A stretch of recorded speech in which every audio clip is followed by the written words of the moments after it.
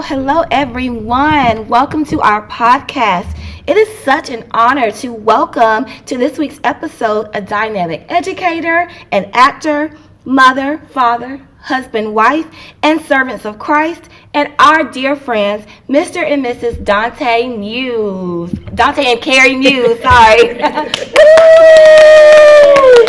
Thank you so much for blessing the hidden gems. Yeah, he did that too. So it's the least we can do podcast. Please tell us a little bit more about yourselves. Okay, you want to go first? You got this. All right. Thank you for having us. First of all, my name is Donte Muse. I'm an actor, filmmaker, singer-songwriter. I say the best songwriter you don't know yet. Okay, all right. And I'm excited to be here. Thank you for the opportunity. I film and act full time now. I DoorDash or whatever I got to do on the side. Okay, now. Pay bills. Yeah. I'm also a military veteran. I did 7 years in the U.S. Army. Thank you for your service. Definitely. That helps with the mortgage as well, the Yeah. VA benefits and stuff. Yeah. Awesome. Your turn. And how do you serve in ministry? Oh yeah. I serve in ministry. Depends on where I'm at, but for the church we go to now, New Life, I usually serve with the kids, meaning like elementary school. I'll teach them whether I'm doing a puppet or something, or just singing with them and teaching them a lesson. That's what I do at New Life. But sometimes I do praise and worship, depending on what's going on. Okay. I just want to add that Carrie literally was like, "That's my man." Yeah, you see it all in her face. It's all in it. Yes, I love the admiration. I just love it. Love it. He is. So, I forgot what we said again. You, I tell us am about yourself. Yes. introduction. Yes. I am this guy's wife. Yes. I am the leader of the dance ministry at New Life Church. Our sisters. Yes. I also have a prophetic movement ministry, Worship with Authority. I am slash business, yes. I'm also a licensed minister and a licensed minister of dance through EITI. I serve in kids church, preschool and up. I serve as a greeter, and I get to serve as a substitute. Yes. My One teacher of the best. The best. I love the opportunity to kind of like teach wherever I go. I also get the opportunity to raise 5 amazing kiddos. Yeah. And I literally say like we have one in every age group. Yes. So, you know, we have fun. Keep you occupied. Definitely. Yes. All right. Well, let's engage and connect a little bit more with the icebreaker. Y'all ready? Yes. So, how would you rather for you? Would you rather fulfill your biggest wish or resolve your deepest regret? I don't know. I was gonna say that's hard, but it's easy actually. Okay. Regret is gonna happen as life happens, but like I would rather fulfill my deepest wish, which is basically to support my family doing what I love. Right? Oh, yeah. So if I can pay all the bills plus some, Yeah. and continue to like impact not only God's kingdom but like people on earth, like because people just need love. You know, Yeah, at the end of the yeah. day, they need God's love. And being able to fulfill my greatest wish will be able to have the finances to do anything I need to do for the kingdom. Oh. And so that would be more important to life, and that's possible still. Yeah. than Yeah, absolutely. even kind of taking back my biggest regret, because even that biggest regret shaped who I am now. Yeah, absolutely. Go Absolutely. ahead, your turn. I mean, ditto? Does Yeah, that work? that works. That works. I would say that I would want to fulfill my greatest wish because in doing so, it would essentially cancel out my biggest regret. Oh, okay. I That's a love way. it. That's a And way. so, because I think my biggest regret always kind of focuses around what I should have and how I did it and how I don't become. And so, my greatest wish is to become all that God has for me to be. Amen. The best mom, the best wife, the best. Yeah. And so, it kind of cancels out all of my regrets. Yeah. Okay, nice. I love those answers. I do too. And it just opens even more to the one of the ways I described both of you earlier, servants of Christ, because like your heart is just for everybody, and I love that so much because we just really need to see that more. We need to see that more. All right, so now we are down to one of our favorite segments. This is our story time. And we are now going to ask you each to share a not so popular or popular story with a different perspective that demonstrates why Jesus is worthy of our all.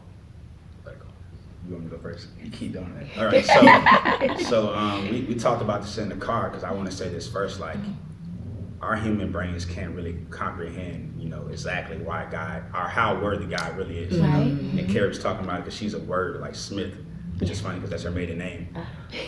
So she cares a lot about words, and so she's like, for us to even think about worthiness, like we're not able to comprehend how worthy he actually is. So I was saying all we can actually do is kind of tell, and the Bible says in Revelations that we overcome by the blood of the Lamb and the word of our testimony.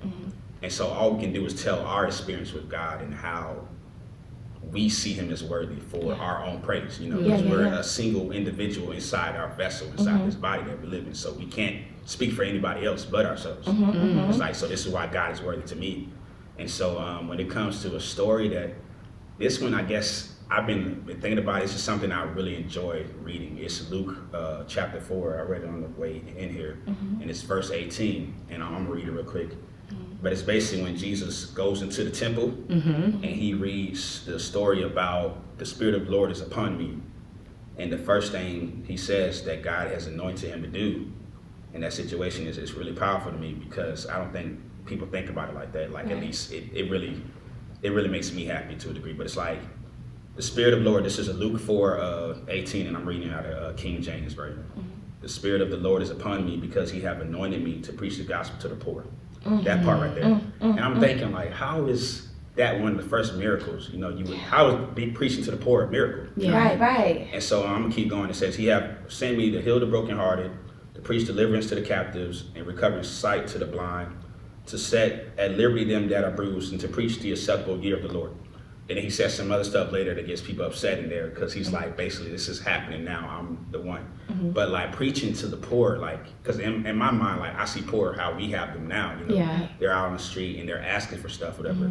But if they wanted to hear the gospel, there's free Bibles everywhere. You know what I mean? But it wasn't like that back then. It's like, you couldn't be, if you think about it, you probably wasn't allowed in the synagogue or in the place if you didn't have money to give into the pot afterwards. Just because how we are sometimes as religious people, or even the church sometimes, we can be to where, well, you ain't got nothing to add, don't come through these doors. Right. You know what I mean? And so Jesus said, because I'm here, now the poor is going to hear the gospel. That's crazy to me. That statement, But it's because just like, I'm here. Because I'm here, the poor is going to hear the gospel now. And to me, that's just so powerful. I'm like, man, God, that's a miracle for the poor to hear the gospel.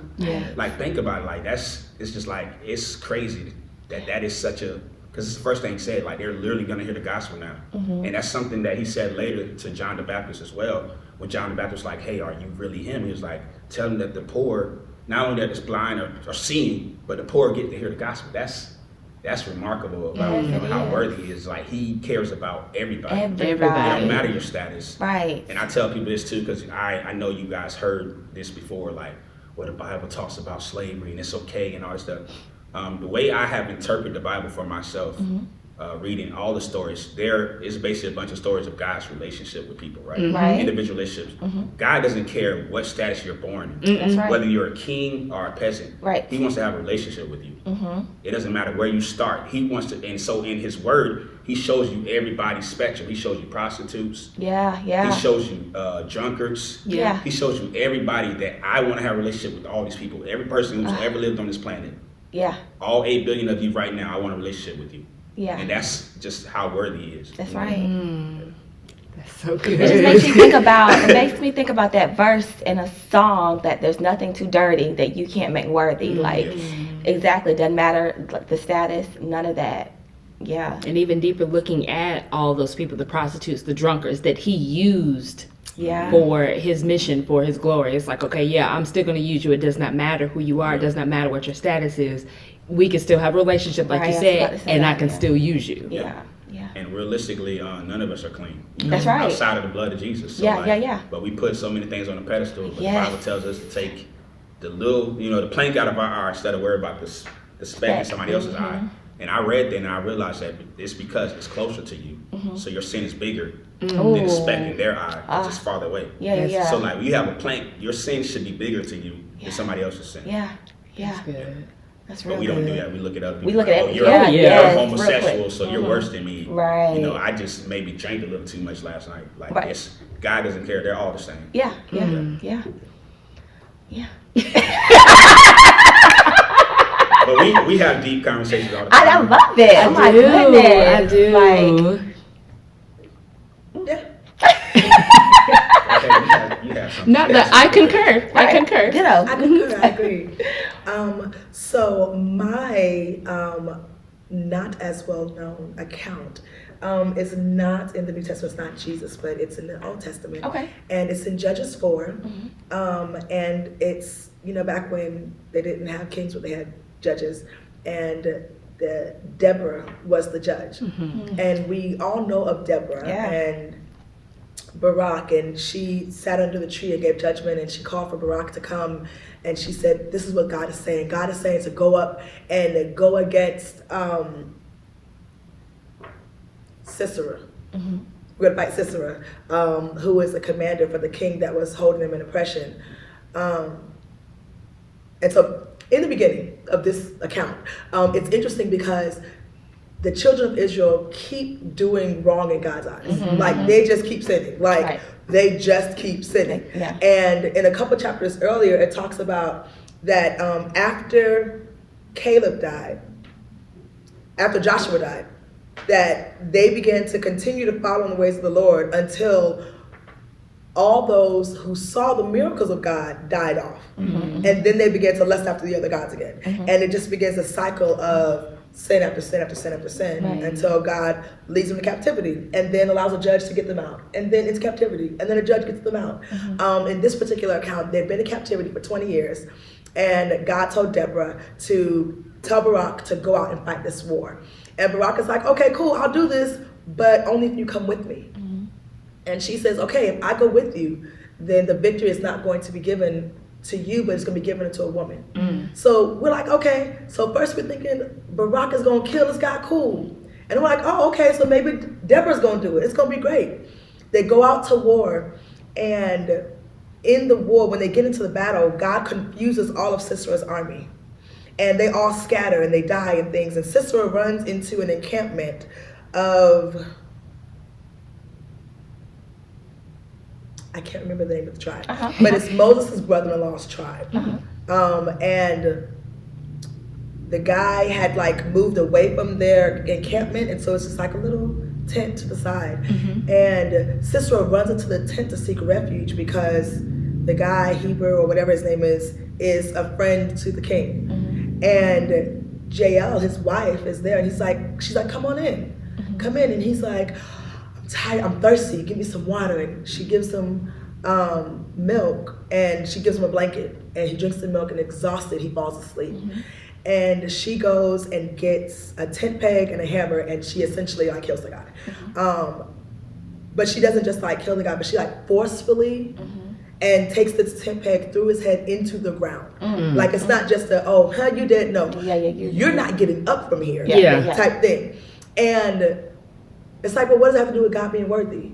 But when I think about all of the challenges and all the things that we have going on in life, and we expect it to come in this way. We expected Barak to kill the guy, and then we expected Deborah to do it, and we expect, for our family to come in and help save us, and we expect for these people that we know to be there with us. But Jael, who was not even a part of the tribe of Israel, she was simply a sympathizer, someone who had no direct connection to them, was the person that God used to give them, to allow them to see that they had won. Because at the end of that, it says they began to see that they saw that they had the victory over the king. They hadn't actually killed the king. Like, they hadn't actually gotten their complete freedom yet, but they were able to see it because of this action. And so as we're going through so much in life right now, it just made me think about how God shows us that things aren't always according to plan.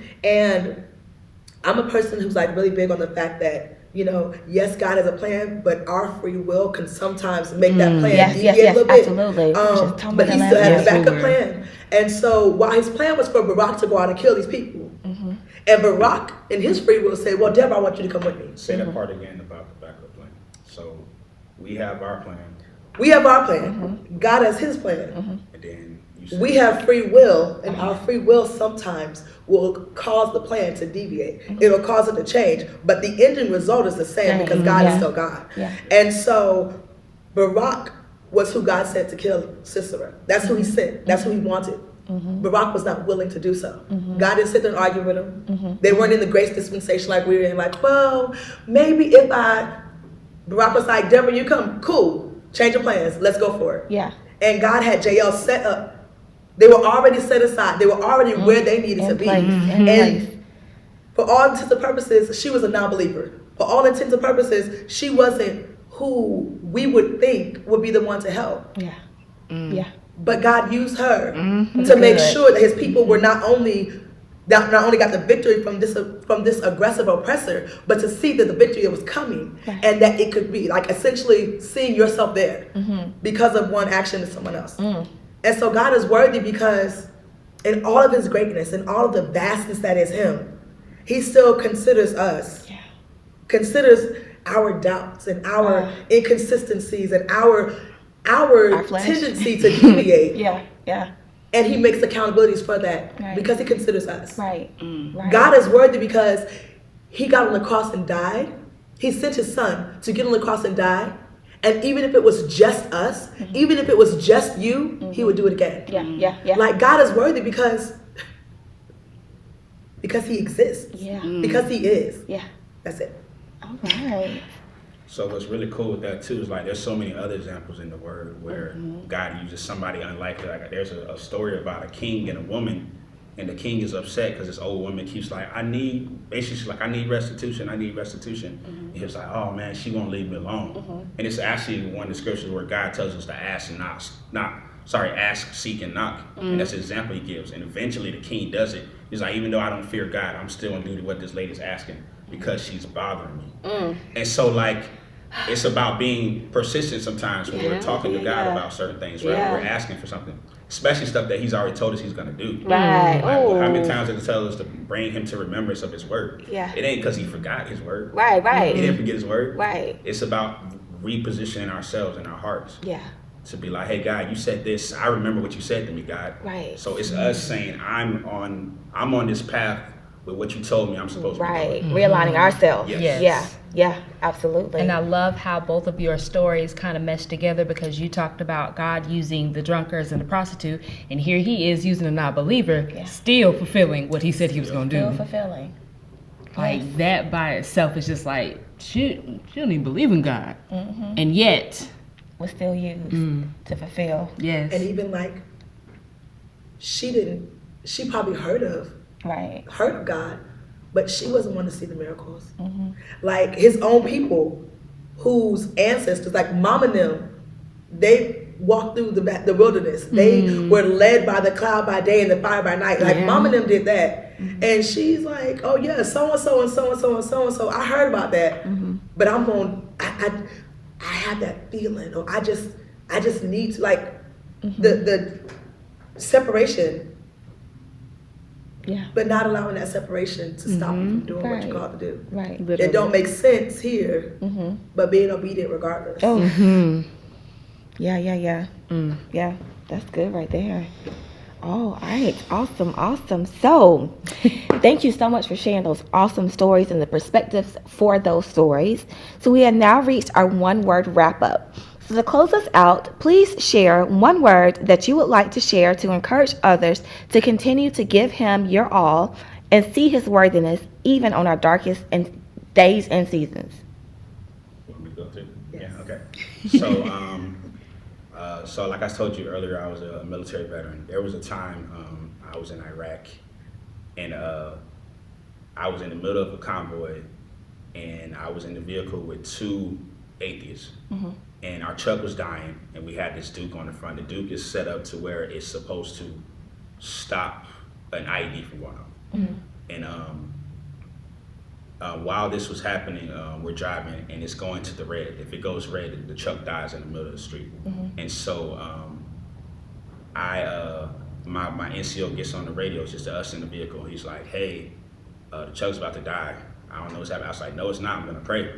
And he was like, go ahead, or whatever, you know. And so I prayed. I was like, God, if I'm a true worshiper of you, let this Chuck not die. And so we know it's you and not a coincidence. I prayed that it goes all the way into the green. And because it had never been in the green since we had it was always yellow, right? Wow. And so yellow Yeah. going to red. And so I said, let it happen this very hour. 45 minutes passed by. And my NCO is like, basically like, where's your God at? Like Muse, especially Muse, he was like, hey, what's going on? As soon as he said that, it went all the way into the green. And both of these guys who are still atheists, as far as I know them, today will tell you this happened. So they both saw that as a testimony. And so that goes to the whole part about being a true worshiper, right? God told me years ago that true worship, and this is the word I want to give, is acknowledging God is everywhere and living accordingly. So I'm not going to go to a strip club or somewhere I don't want God to see me because he's there. He's not just inside of the four walls of a church building. So he's everywhere. True worship is acknowledging God is everywhere and living accordingly. Oh, man. Oh, that answers our icebreaker question we had for week too. Yeah, I love it. All right. Okay, so my word is trust. Okay. I'm supposed to be like writing this book or whatever about like my life and some of the challenges and things like that. And my mother won't get on my back about it. But as I'm like going through and recounting, you know, the things going on, I can literally see where God's hand was like, yeah, you're there, but let's just come back this way. When I didn't know to trust him. When I knew to trust him but didn't know what it looked like. When I thought I knew better. But God's hand was still there. Trusting that God hears and cares about your heart. And you know, we talk about how we want him to grant us the desires of our heart. And it's possible when you trust him to give you the desires of your heart, to give you the desire, so that it's something that he wants to fulfill in your life. And so the testimony that I will give, because I literally just decided on it like just a second, it's going to be of my husband. When I was like 7 years old, my mom told me, she said, write down what you desire in your husband and believe God for it, and God will bless you with that. And so I didn't think much about it. I mean, I did it, you know. Of course, I wanted him to be like my dad. I wanted him to sing like my dad. And I had like this list of things. I wanted him to be taller than me, but not too much taller than me.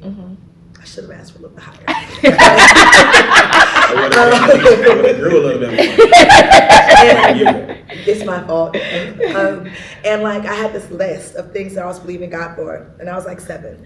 And my dad passed away when I was 18. Like my senior in high school was a nightmare. Like my oldest son was born in January 14th. My father died February 17th. It was just like a senior year to remember. And that year, my dad died. I was 18, and I hadn't met Donte yet. And I remember like I just wanted to marry someone my dad would be proud of. And so I remember he told me not to marry my son's father. And I was like, okay, so what does this look like? Like, God, I prayed to be married young. Like I wanted to get married like 18, 19. I didn't want to wait until forever. And I tried to force this one thing and it didn't work, and then this and it didn't work. And my mom said, we're moving to Tampa. And I lived in Miami. And I was like, I ain't moving to Tampa. And my son's father was like, I'll get a place so you don't take my son, you know, I want to be in his life and all those things. And I cannot honestly remember why I didn't stay. I had no real reason to go. Like I didn't have to go, but I went. And went to Tampa, and my mom made me get connected with the dance ministry there. And through that, I met my husband. And we were just friends, and then we dated for like, what, a month, 3 months? Yeah, something like that, I don't know. And we got married, and I remember we were driving in the car in the little Geo Metro, and I was on the passenger seat, and he was driving, and he had his hand in my hand, and I looked down, and Holy Spirit reminded me of that list. And when I looked down at his hand, it looked just like my dad's hand. Oh, wow. And it was like my dad was holding my hand. And so the reason I tie that into trust is because we don't always know what's best for us. That's right. And we think that, you know, I thought that so-and-so was what was best. And I thought that so-and-so was best. And I thought that so-and-so was best.